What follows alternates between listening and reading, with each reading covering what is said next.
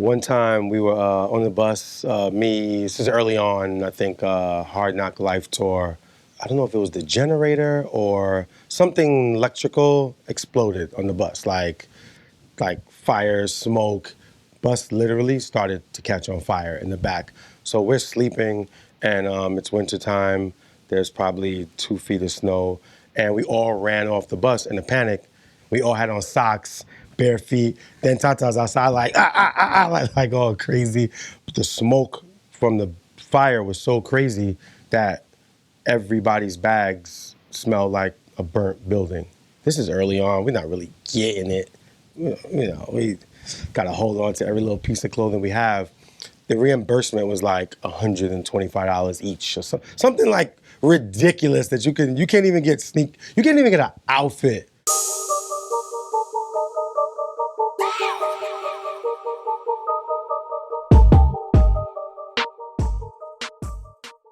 Culture is probably the most important thing to me when it comes to me, my artists, my clients, my friends, my fam.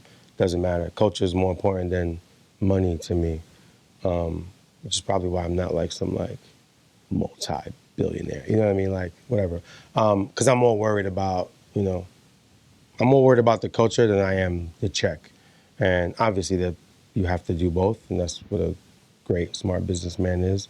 And some of us are just more worried about, one than the other. And that's me, you know what I mean? I'd rather be involved. I'm more concerned with being involved in being in a great story, of a cultural story that changed lives, than I am somebody saying, when he did that deal, he made $100 million. I mean, that's amazing. And I don't want to sound like an idiot, like I don't want to make money. I'm just saying, I'd rather be in the history books for culture and changing lives and changing, way people wore clothing, the sneakers that they wore, the language that they spoke, the movements that they made. You know what I mean? It means everything, and and you have to, protect the brand. And I have millions of examples of people trying to destroy the brand, or who have, so many people at corporate companies have no idea. They want to be cool, but culture is cool. Like we're in the entertainment business. Like they want what we have. What we naturally have is coolness. Like people want to pay for that. So I think that's like, you have to protect that. You know what I mean? And like an example is like, we had just did like a Weight Watchers deal for Khaled, which is amazing. They love him, he loves them. We're in a program, like Oprah was even like, co-signing and embracing Khaled. It's amazing, right? Still going on. And at the same time, like really not so great fast food company offered him like $2 million to do a campaign. And it's like, why would we do a fast food chain campaign when he just did a Weight Watchers? You know what I mean? So some of those things just don't make sense. And I kind of feel like, sometimes corporate America, they don't really care. You know what I mean? They're just there with their own agenda. So, for us, it's not an agenda. For us, it's our lives. You know what I'm saying? It's how we live our life. It's how we represent ourselves as minorities or just people in general. And it's important. You know what I mean? So like, I don't care if it's myself or people I work with. People hit me up on in my own social media. I gotta protect my own brand. People hit me like, "Yo, post this." I'm like, fam, I'm not posting some weirdo flyer on my, you know what I mean? Like I have a certain aesthetic. I'm not even dissing that. I'm just saying like, I don't want people to look at my page as like, he posts anything. I don't want people to look at my page as like, this random ass, like this dope ass image from this concert, then this like flyer, then this like, it's just like, it's random. It's like, I capture moments. Like I capture moments that most people probably can't, won't, whatever the case is, moments that I feel are important for our culture, moments that people look at and say, wow, thanks for sharing. Like, I'm not crazy because I read the comments, I see the compliments, I see how much people appreciate and enjoy, you know what I'm saying, what I'm giving them and the access that I'm giving them that they can't get. You know why? Because I'm them. You know what I mean? I just happen to make it on the inside, but I'm them. I'm the person who's a fan. I'm the person reading the credits. I'm the person wondering what's going on behind that door, what that's like, how they're sitting, what were they talking about, like. So if I'm able to give those gems out, and people literally write hundreds, thousands, like, thank you for sharing, thank you for putting your vision up. Thank you for, capturing these moments and again, sharing them with us, because otherwise we wouldn't get to, experience this. So again, that's all part of culture. That's all part of protecting the brand. That's all part of what I'm about. So yeah, I just think it's like really important, man, culture-wise, especially for us, that we protect our brand and that we protect, how important our culture is, and we just don't let nobody either like, oversaturate or take away from it or make it not cool or just, over exploit it. You know what I'm saying? So me particularly, I'm very, very, very I'm very particular about what I post. Same as what my clients and the people I manage, what brands they take and brands they don't, and all of those things are super important. I'm in Chicago giving tour stories, and like we were off a few days in between shows, and then we're leaving New York City midnight, 10 to 12 hour ride. We're getting to Chicago in enough time to still have 6, 7 hours before the show. It's well enough time to, wiggle room, space for anything going wrong. So everybody goes to sleep. Maybe what felt like 5, 6, 7 hours later, the transmission went out, right? So the transmission went out, so the bus driver's like, oh, the bus can't go more than 25 to 30 miles an hour if we're gonna continue this trip, which is now gonna add on, so much more time. And by now, it's like, I don't know, it's like 6, 7, 8 in the morning, but like, we're like only in Pennsylvania. So it's like, we're not even, like, we're stuck in Pennsylvania in like some little town that there's nothing around. Like, Kiko's trying to call Ubers and car services and be like, you know what, we'll just get 2 SUVs and haul ass to, but even that's gonna cut it super tight. Khaled's on the phone, literally trying to book a jet. Nobody is nowhere near this part of Pennsylvania or private, airport is like an hour and something, hour and a half away. Kiko's calling everybody. We're trying to get out of here. We're possibly gonna miss the show. That's when I then go into like super manager panic mode where I'm like, we can't miss the show. It's Chicago. I mean, every city is important, don't get me wrong, but it's like, there's just certain cities that stand out. New York, Chicago, LA, Miami, Atlanta, just, Vegas. Like, there's certain cities that are just like, and for what I have planned, I got Vic Mensa coming. I got Block Boy coming. I got Chance, the fucking rapper, coming. This is Chi-Town. This is gonna be a boy, you know what I'm saying? We're in Pennsylvania, and pretty much nobody's going nowhere, and Khaled's not making the show. And then, lo and behold, the Puma gods. The Puma jet is available, and the Puma jet is able to come pick us up in Pennsylvania. Kiko, being so smart, called Khaled's drivers from New York. So by the time Khaled even realized what was going on, our drivers from New York were pulling up to Pennsylvania. That's how far we didn't get, by the way.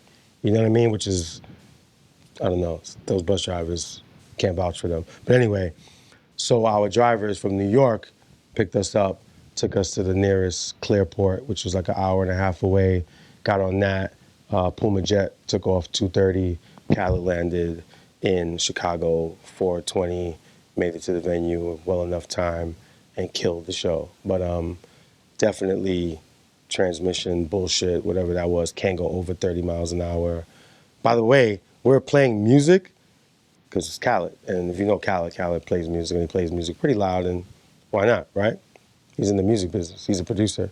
The bus driver's like, I don't know if I can really drive with the music playing, guys. So it's like, I don't know, bro. The vibe was so off. Transmission, I don't know what to believe now. Was the transmission messed up? Could you really go over 30 miles an hour? Or did you not want to? I don't know. I'm just throwing things out there. Bottom line is, we were stuck in Pennsylvania. We're about to miss one of the biggest shows, which every show is a big show. And this tour is phenomenal on the run too. But yeah, man, Chicago almost didn't happen. For folks that might not know, my man Kiko is like We the Best president of We the Best Entertainment Records. Kiko's been down with Khaled from day one. And, Roc Nation manages Khaled. So what we do is we partner up with the people they already have. We don't eliminate. We don't try to take away jobs. We don't try to take away people. We don't try to take away day ones. We, encourage people to stay on and we embody the greatness all around us. So Kiko's been, with Khaled from day one, so he's with him at all times, and he makes sure everything runs smooth. Here's a crazy, wild tour story. One time we were on the bus, this is early on, I think Hard Knock Life tour, super early on, which actually obviously ended up becoming a film. But we were on the bus. I don't know if it was the generator or something electrical exploded on the bus, like fire, smoke. Bus literally started to catch on fire in the back. So we're sleeping, and it's winter time. There's probably 2 feet of snow. And from the panic, everybody woke up in a panic because we were we were sleeping. Me, Tata, I remember Tata jumping up. He had on a tank top, like a wife beater, and shorts, whatever, boxers, whatever. And we all ran off the bus in a panic. And such in a panic, not paying attention, we ran into 2 feet of snow. We all had on socks, bare feet. Then Tata's outside all crazy. But kind of nutty that, I actually have pictures of it, man. I'm try to send them to you if I'm not, yeah, right? I got pictures of us outside in the snow. But it was just, that's a short one.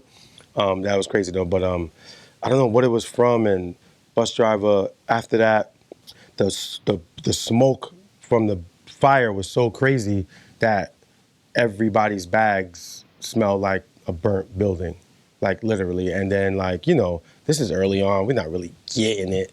We got to hold on to every little piece of clothing we have. The reimbursement for clothing, we were out for 2 months of tour. Imagine how much clothes we have. The reimbursement was $125 each or something ridiculous that you can't even get you can't even get an outfit for 125 or whatever. It was 125 or 225. Either way, either fucking way. How do you replace a duffel bag of 7 weeks of clothes to 225?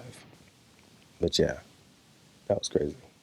What makes the story even more wild is the bus was literally in motion, bro, and we were sleeping. So we woke up to coughing, smoke, crazy on the bus, and the bus pulled over, stopped, and we all ran off in a panic like idiots into the snow. When we woke up and smelt the smoke and stuff like that, we were yo, what, are we gonna die on this bus? I can't die on a tour bus, bro. You know what I'm saying? So like I said, super panic, made that guy stop, pull over to the side, I guess, when he was being warned by the cars on the side. And nothing got actual fire didn't get to the bags that were on the bottom. Everything was stored, on the bottom of the bus.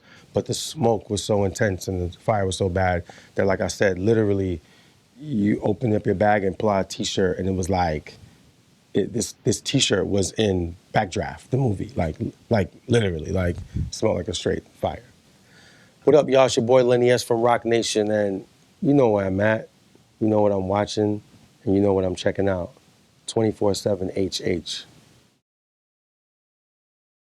One of my biggest bucket moments was I was at Roc-A-Fella Records, and somebody in the staff had a record. They didn't leak it or anything. They just had the record, and they were playing it. So Damon was pissed. And, obviously, it was Jay's music. Jay's music wasn't out yet. And it was just we got to be tight. This is some bullshit. So that spawned into something else, spawned into a meeting of him screaming on us. Fuck do y'all think y'all are? Shit ain't a game in here. Basically, the whole staff got in trouble for 1 or 2 people's mistakes, which I get it. And, they were trying to teach us tough love and just to let us know, yo, shit could be over tomorrow for any of you. You know what I'm saying? He was really, really pissed, and we were really in trouble. We got docked. This is Roc-A-Fella Records. We weren't making that much. We were grateful for the job. Damon was dope in the sense of if we had if a company got a $4 million budget, right? You can do whatever you want with that $4 million. I can go get 4 people and be yo, this is the company, it's us 4. We're getting $1 million each a year, $4 million. That's how I'm gonna spend the 4, which is fine. Damon was the type, if he got a $1 million budget, Damon, Jay, and Biggs were the type, if they got a $1 million budget, they had rather gotten 100 people and pay them those small increments to give more opportunity. So we weren't, that's the backstory on why we didn't get a lot. You know, they gave way more people opportunity for less pay. So anyway, we're getting screamed on. This shit could be over. Y'all better get your shit together. Y'all better you better get your relationships. You better all this. You better, or you're gonna be out on your ass. He was like, "What happens if Roc-A-Fella ends tomorrow? What happens if we end you tomorrow? Like, what are you gonna do?" So basically, we all felt like shit. I especially felt like shit. But I'm a go-getter, and I was just like, "Yeah, fuck this." Not fuck this like I'm out of here. Fuck this like I'm stepping my shit up. I literally was like, fuck this shit. They gave me an assignment to make a mixtape. Cool. They gave me an assignment. I'm sorry if Clue doesn't know this, but they gave me an assignment to make a mixtape with DJ Clue, who was the hottest DJ at the time. And I think this might be the first time I'm telling this, but anyway, sorry, Clue. I was supposed to get DJ Clue, and he was signed to us, right?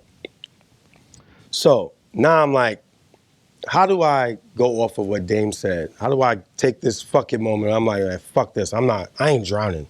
That's for damn sure. How do I get myself hot? How do I get myself known so that I don't drown, so that I do have relationships, so that I can go to another company?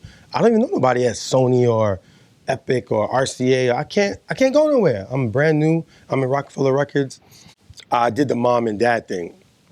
I went to Jay, and I was like, yo, Jay, you know, Dame wants me to y'all want me to do the tape. He wanted me to call Clue. But I was like, you know, Clue's mad busy. Clue's a little difficult. He has a guy that DJs with him that's really good. He's not as big, but this guy distributes Clue's mixtapes. Therefore, he has the same distribution. This guy's name was DJ Envy. So I go to Envy and I'm like, yo, Jay, I'm gonna just get Envy because Envy's like, he's not that busy and Clue's gonna be there. Clue's gonna be picky about what we put. Jay was like, cool. I go back to Dame and I'm like, yo, Jay said I could get Envy. Da-da-da. I tell him, he's like, fuck it, whatever, just get it done. I go to Envy and I'm like, yo, they wanna use Clue, but I wanna use you. So, you know what I'm saying? But I was like, but it has to say DJ Envy and Lenny S presents. I go back to Jay and Dame, and I'm like, yo, Envy wants to do it, but he wants to make sure it's official from Roc. He wants one of us to be on it.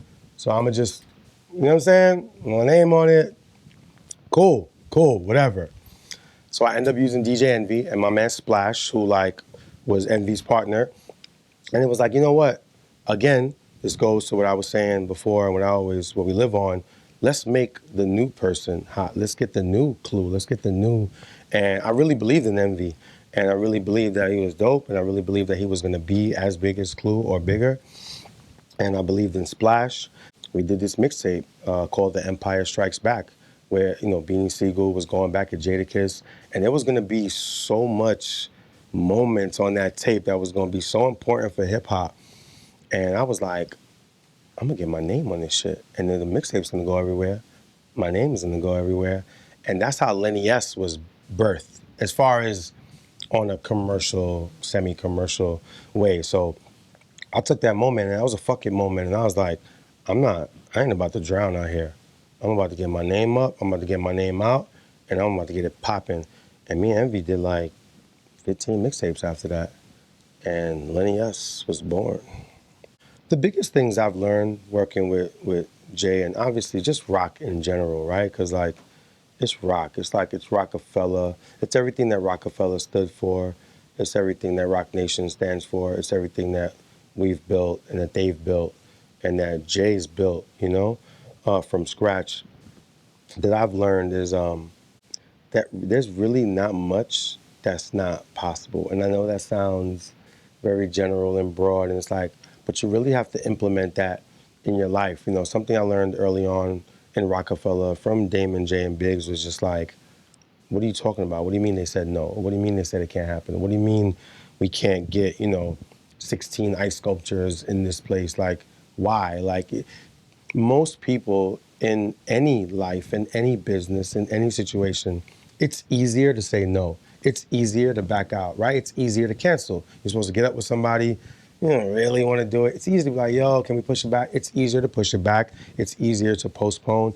All of that stuff is easier to look at your phone and be like, I don't talk to them now. Like, that's so much easier than to be like, and to go through with it. And what I've learned from Roc and from Jay is just like going and handling things head on and really going for what you want, going for what you believe. And I learned that from Puff too, man. I worked with Puff very early on in Bad Boy. And, they have the same mentality, which is, look at Jay and look at Puff now, where they are 21, 22, 23 years later. Not settling at all. What do you mean I can't have a liquor? What do you mean I can't have a distribution company? What do you mean I can't have a streaming service? What do you mean I can't have a record company? What do you mean I can't have a clothing brand? What do you mean I can't have a cologne?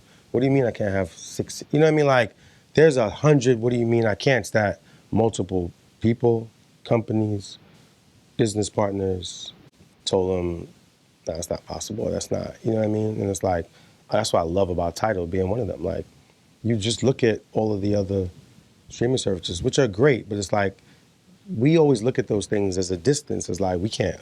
You look at a football team and it's like, oh my God, it's football. That's the Giants. We can't. You don't think that you could own the Giants, you know what I'm saying? But like, guys like that make you believe like, no, yes, you can. It's possible. What do you mean you can't own your own Spotify or your own Apple Music, your own, because it seems so unattainable. It seems like, no, that's like out of my reach. Like, no, yes, you can. You know what I'm saying? So that's it. It's just like not settling. I cannot settle. I cannot hear no. I cannot, why, like, no. What do you mean? We could do it. We could absolutely do it. We can 100% pull it off. And like, I use that for like everything. I remember Fabolous was doing Summer Jam, and we had a 29-minute set, and we had 12 artists. 29 minutes, 12 artists, plus Fab had to do his own show, right? So Ebro, my man Randy, it was great friends of mine. They're like, Lenny, you're fucking tripping. You're gonna bring all these artists out. It's gonna be a shit show. You're never gonna make it. You're never gonna get your time. It's gonna be, it was just all negative. Can't, won't, blah, blah, blah. And again, they're just protecting their interests, right? They're protecting their stage. They're protecting their brand. They're protecting Hot 97. They were protecting everything that they're supposed to. They're protecting the production schedule. And I was like, we fucking got this. I think it was 11, whatever, 11 or 12. Fab did his show, and every artist from Busta to Lil' Kim to Foxy to Mobb Deep to came out, and we got the whole show done with 9 seconds to spare. You know what I'm saying? And it's like, and they looked at me, they were like, gave me a pound, and was like, wow, y'all did it. Like, we got this. I got this. Ain't nothing I can't do or can't pull off.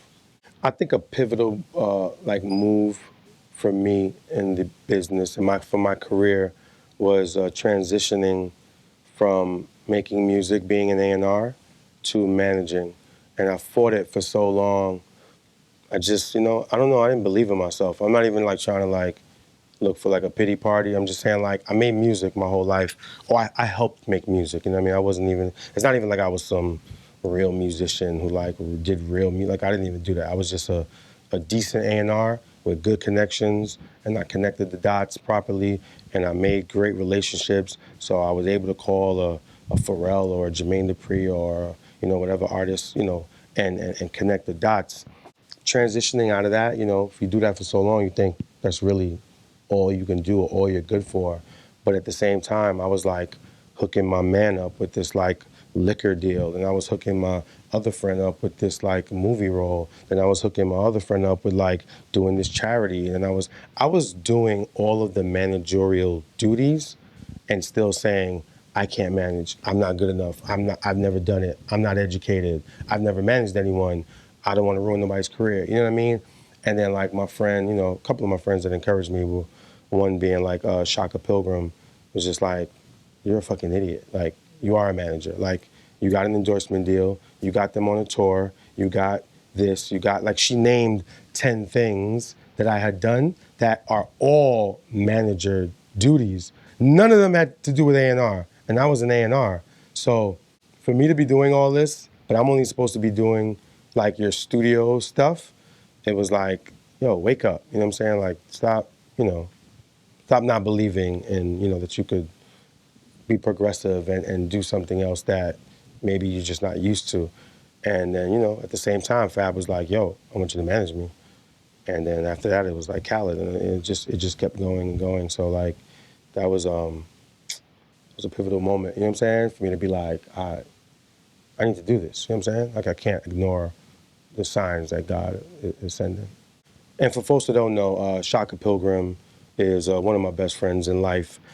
She's been down with Roc, and I say Roc because it went from Roc-A-Fella, obviously, to Roc Nation. She's been down with us from day one. She's responsible for every and anything that had to do with film and television for Roc-A-Fella. You know, we did Roc-A-Fella Films, and we did all those movies, and, you know, she worked really tight with Damon, and she did all the videos and just everything. And she's one of the smartest people I know in life with the best perspective.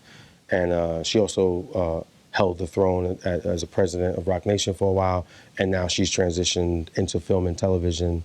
So she produced all of the Jay-Z 444 stuff, the Trayvon Martin thing, the you know, just everything that Jay's doing, film and television. Phenomenal woman, man. What up, y'all? It's your boy Lenny S from Roc Nation, and you know where I'm at, you know what I'm watching, and you know what I'm checking out. 24/7 HH.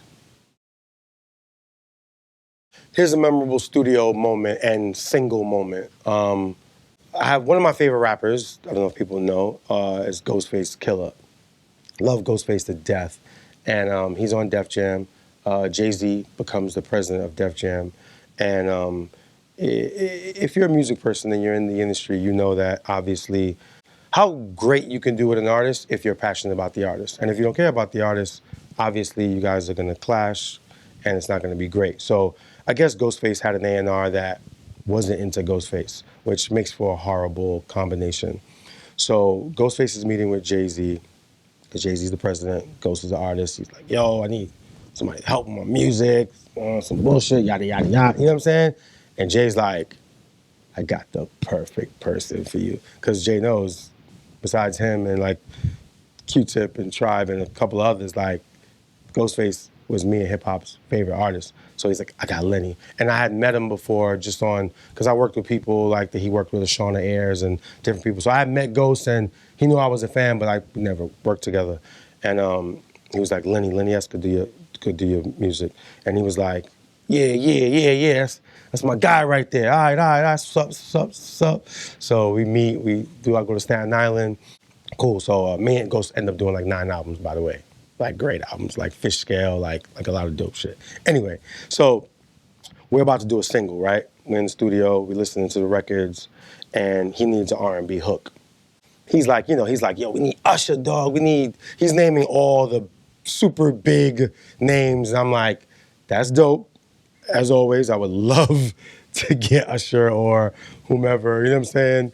Justin Timberlake or whoever the case on your record. But I was like, you know, at Roc, we like going for the people that we believe in early on. Like, let's get the new Usher, or you know what I'm saying? Because like Usher's classic, Usher's dope, and this is an example of, it's one of the people he asked for. But our whole thing was like, they are who they are. Let's get somebody new and let's take a shot on them, and and make history like that. So he's like, yo, what you trying to do to me, G? Come on, bro, I need to go big. And I'm like, no, I'm not trying to discourage you from going big. So we got this kid named Neo that we just took over, and we doing his music, and he's like, yo, you trying to give me the new nigga? So I called Tata, I needed backup. I called Tata. Tata meets us. I'm like, yo, Tata, tell him how ill Neo is. So we're playing him records, but mind you, none of these records are out, right? Like Neo's brand new. Yeah, we have like the records from his first album, but they're not out yet. We trying to convince him to do this Neo thing. And it's me and Tata, we going hard. And there's really no reason for Ghost to believe in Neo at the time, because like he's not out. There's no real credibility as far as like an artist. Artist wants to feel like they're getting somebody on their record that could hold the weight of radio, culturally, everything. So he only has Stay With Me out with Petey Crack, which is a super dope record, but it wasn't a hit record yet. So there was nothing for Ghost to really be super excited, like, oh, they're putting this monster on my joint. So we convinced them. And obviously, it helps a lot when we worked with Jay, and we worked with Rihanna, we worked with different people to trust us more.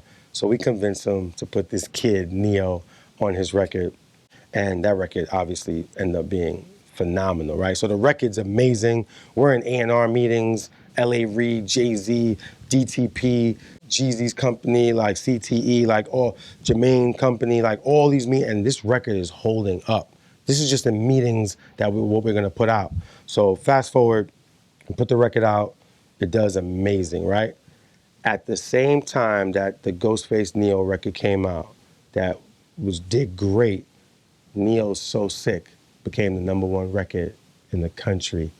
And Ghost felt like, yo, I got the biggest guy in R&B music on my, so you know what I mean? Like that's what I look for in music, like those studio moments where he's like, he looked at me and Tata like, yo, y'all had me, y'all got me, I love y'all. Those are the moments, man, that I live for, man. It ain't the money, it ain't, it's the culture, and it's the moments of like just changing either a situation, changing a life, changing a career, just changing things that, from belief. And, we believed in Neo so much and loved Neo so much, and you all know what it did from there. And then actually, I ended up getting Kanye on the remix to the record with Ghost and Neo, which took it to another whole level. So, man, that was a very dope, memorable studio moment for me. It was Puff New Year's Eve party, which are always phenomenal. But I don't know if one of Neo's people broke the sculpture by mistake. They leaned on it and the ice sculpture fell, right? And like ice sculpture the size of me, like crazy. So, but again, it's an ice sculpture. I mean, it was gonna melt anyway, and I'm trying to be a dick about it, but Puff's party planner and like person at the time, Carlene, was really good friends of mine, really good friend of mine. I was able to like have her come into my joke. I play jokes on people. The problem is I take the joke too far sometimes, and or like I forget to tell them it is a joke. So I had Carlene, where it's Puff, New Year's Eve, infamous parties he throws in Miami, and I brought Neo and them, and one of Neo's entourage broke the ice sculpture. So to play a joke on Neo, because I was like messing with people, and I'm like, yo, bro, Puff is pissed. And he was like, nah, for real? And I was like, yo, Puff is pissed. So I had Carlene write me. I was like, yo, write me a text that says like, Puff is not happy at all. Like Neo's never welcome back to anything he does. That sculpture was, $15,000. Like it didn't even get to last the whole night. Like it messed up the vibe. Like I just had her write me the most ridiculous, like Neo ain't shit text. And I sent that to him like, yo, bro, look, like this is Puff's like main person. Like you got me looking crazy and you fucked up your relationship with Puff. Like, and he wants his 15,000 for his ice sculpture.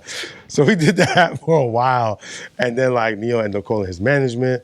And then they end up, because they know the girl too, they end up calling like, so now everybody's making calls like, we gotta fix this. And it went so far, so fast, I didn't get to stop it before it was like, yo, no, there's no real problem. I'm just fucking with y'all. But that was a crazy like party moment. Here's a memorable studio moment. So I'm good friends with my man Ryan Leslie. Great, phenomenal guy. Amazing talent. I don't know if people realize how talented he is. Singer, songwriter, producer, shit, he even raps. Like he's amazing. Musician, plays instruments. Like you know the Ryan Leslie catalog. But at the time I'm Fabolous A&R. All right, because me and Fab started as friends, then moved into our A&R artist project, and then I managed him. So when I'm his A&R, at the time, I'm dating this girl that was signed to Def Jam, actress, whatever. She needed help with her project a little bit. So my friend Shani was working on her project. So I just, little helping hand. I'm dating her. It's all good. She's doing music. Of course I'm gonna help. So I'm like, I'm gonna get you in with Ryan Leslie. And she's like, oh, dope, it's perfect. So they go on with Ryan Leslie. Ryan does 3 tracks for her. Dope tracks, right? Super dope. So they do the tracks, days go by, I'm on her A&R, and I'm like, guys, like, what's up with the Ryan joints? Ryan's hitting me like, yo, Len, you're gonna use them joints, or you gonna use something, or what we doing? And I was like, let me check. So I'm on them, and it's like kind of like crickets. You know what I mean? Like the A&R is totally on her. She wants to do it. You know, the girl I'm dating, like she doesn't really, like, I don't know. Whatever the case is, nothing got done. The songs didn't get done. So, I say maybe 10 days. I might have been a little early on it, but you know, I'm about making music. I'm about making things happen. I'm about connecting the dots. So 2 weeks go by, nobody does nothing with the records. I take the record and just happen to put it on this little situation that I gave Fab, and Fab was like, yo, I need some new heat. And I was like, I got you. So I make the favorite one that I loved from Ryan, I put it number one. I think I gave Fab a CD, actually, at this time. I gave him a CD to ride out to. He was at the office, studio rather. I gave it to him, and then he called me 15 minutes later. He's in the car after leaving the studio, and he's like, yo, that number one? And I was like, fire, right? He was like, yo, I'm cutting it tonight. I said, word? He said, I'm already writing to it. I said, bet. So Fab goes to the studio, cuts the record. Record comes out phenomenal.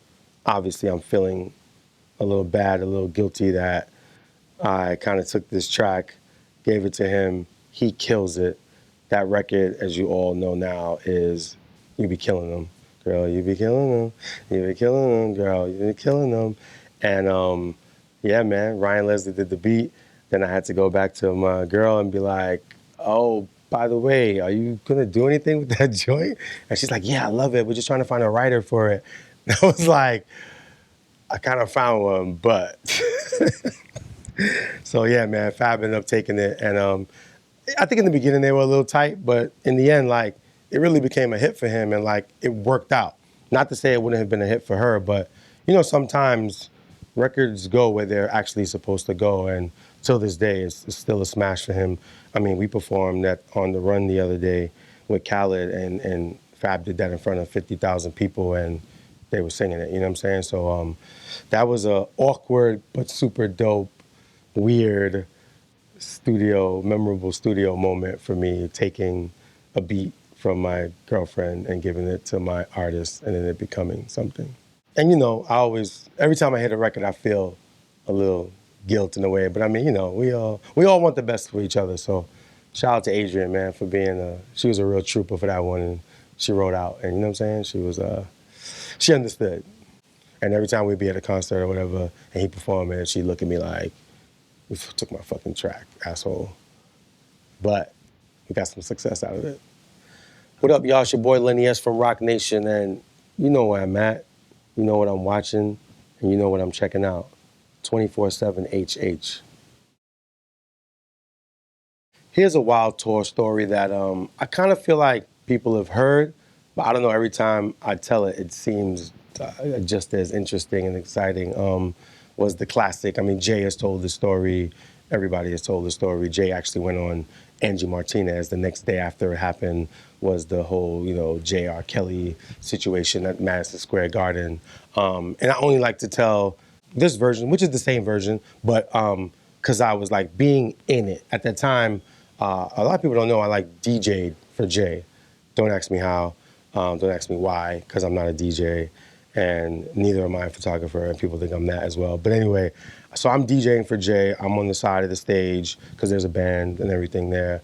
And the whole R. Kelly thing happens. Everybody knows he said that somebody like flashed the gun at him. So he exited the stage. I mean, you know, this is all, everybody knows this. That left us in Madison Square Garden to like put on a show for, you know, whatever, 20,000 people who were there to see Jay-Z and R. Kelly.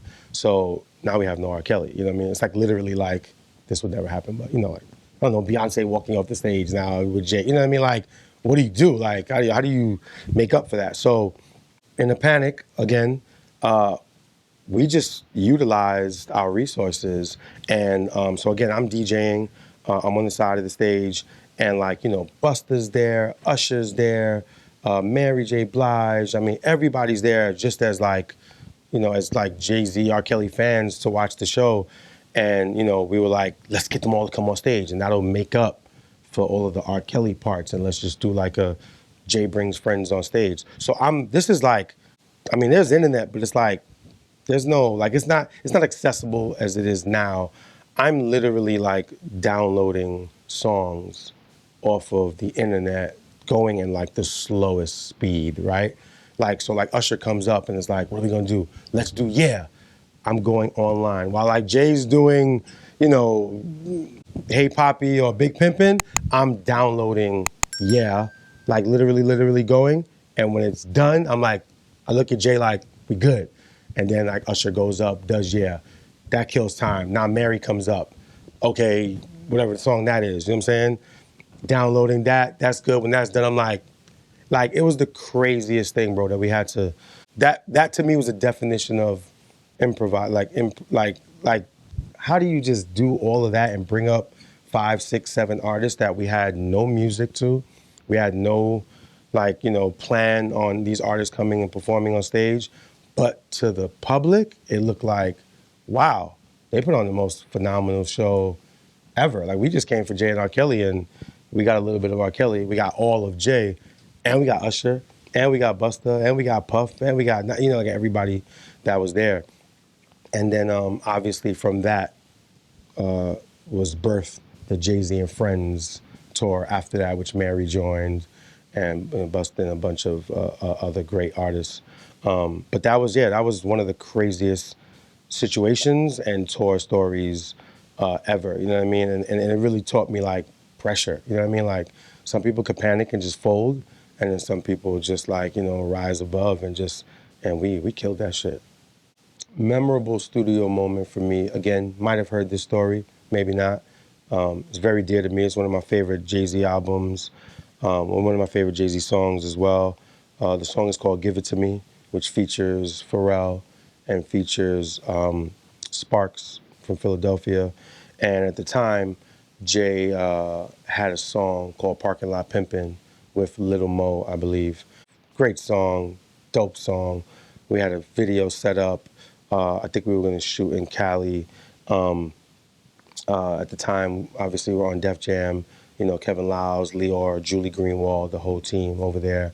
And Lior had like, you know, him and Jay was working the thing out with the video, and they had like 100 of like the dopest cars. The parking lot was set. It was going to be, from low riders to Bentleys to any hot, dope ride, you know what I'm saying? The car that was out at the time was going to be in this parking lot pimping. It was done. It was a done deal. We were shooting like in 2 days or something like that. And then we're in the studio with this guy named Pharrell Williams, and he makes the most phenomenal track ever. And then he goes in the booth and makes the most phenomenal hook ever. And at the time, we were finishing the album. So we were literally, remember, we're about to shoot the single, Parking Lot Pimpin'. We're mixing and mastering. Pharrell, that came in later on into the equation. So we have 3 studios running at one time. Hip hop is in one studio, which is one of the most phenomenal A&Rs and just music makers in the world. Hip hop is in one studio, Jay's in another studio, I'm in another studio. So we're mixing and tweaking, and so we can get the Dynasty album out properly on time. And I'm in the studio at Pharrell's at. So I hit up, I think we were on 2 ways at the time. I hit up Jay and hip hop like, niggas, my bros. Pharrell just laid the most monster hook of life, and you need to come. And they're like, word? I bet. Like, I'm gonna finish up what they're doing, whatever. They came over. Jay heard it. Jay did what Jay does, and he vibed, and he shook his head and nodded his head for like 12 minutes, maybe 14. And then was like, I'm ready. Went in the booth and laid those verses. Phenomenal. Came out. We thought it was the best record to date that he had ever done. He called Kevin and Lior and Julie and Mike Kaiser and the whole Def Jam staff and was like, come over, single's changing. And they're like, no, it's not. Like, we have the single. The single's Parking Lot Pimpin'. We just spent all this money on this to do this video. That, Jay was like, listen, the single has changed. Come to the studio now. And they came over, man, and that shit changed everything, you know what I'm saying? It was just as impactful damn near as Annie was, you know what I'm saying? The record still plays, A Hard Knock Life rather, not Annie. The record still plays to this day, damn near every club I'm in, you know what I mean? Being in the entertainment business 2 decades, I've been blessed to go to some phenomenal hush hush, dope, secret society parties, and obviously you hear about them after through means of the media and people outside or people capturing it and what have you. But one of the most phenomenal experiences that I was able to witness was recently. Jay had a Oscar after party in Los Angeles, and it was teams. Everybody was outside capturing the people going in, but like to be inside there, right? So Jay decides to do this after party for the Oscars. Super low key, super like chill. You know, 100 people. Nothing crazy, nothing open like the big, great Vanity Fair ones that they have where like it's grand and it's like big and it's red carpet and this is like just like a private low key and again there was like media outside and TMZ and they were watching everybody coming in, but to be inside there, I was at the Chateau Marmont, right, in LA. By the way, we were in the parking lot. Like everybody was in there like, oh my God, I never saw this space at the Chateau before. And it's like, it is no space. It's the parking lot, but it was dressed up. They put down carpets and they dressed up the walls. It was raw walls. It was a garage, like a not so great garage, but obviously dressed up to looking like some 7-star lounge in Abu Dhabi or something. You know what I mean? Like it was like phenomenal. And there's Ace of Spades pouring, and there's every kind of food you like by the best chefs in the world, and everybody from, I mean, the whole entire cast of Black Panther was there. I mean, like Tracy Ellis Ross, like, I mean, you name it, whatever black star that exists in the world was there.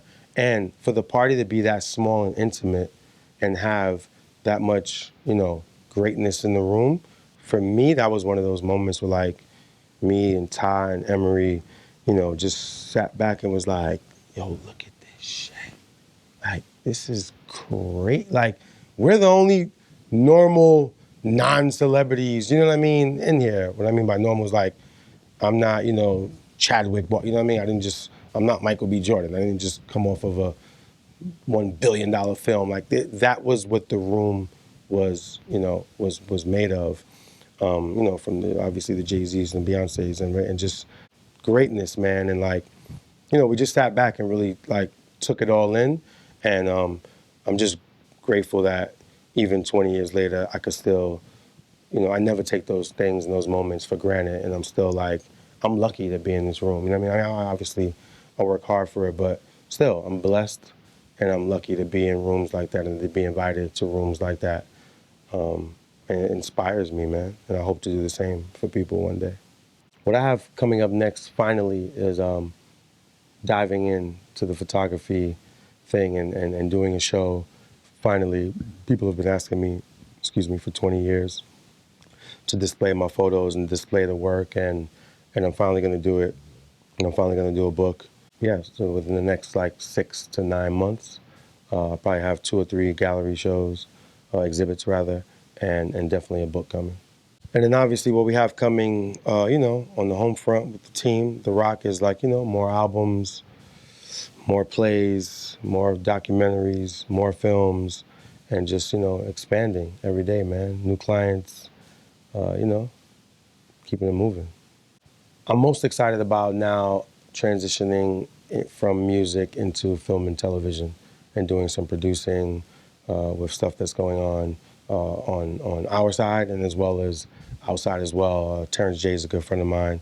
He has a great deal with Viacom where he's producing his own stuff, and he's brought me in on 1 or 2 projects to produce. One of those projects being Safe Word, that's about to come back on right now on MTV, and it's just I love it, man. I love connecting the dots, and I'm a big film and television guy as a fan, so to be able to work in it now like I did with music completes my life.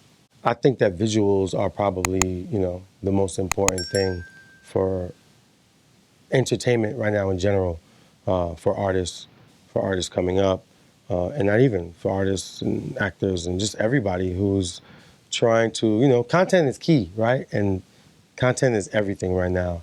And it's funny to watch artists do like one or two photo shoots or take a few pictures here and there back in the day, to now a photographer or a videographer is like a key member in everybody's camp. I don't care if you're an actor, an athlete, an artist, a comedian. I don't care if you're Kevin Hart, LeBron James, you know, Drake, or whomever. Like, they have content people with them at all times, and it's like it's necessary, it's needed, and I think it's dope. I mean, YouTube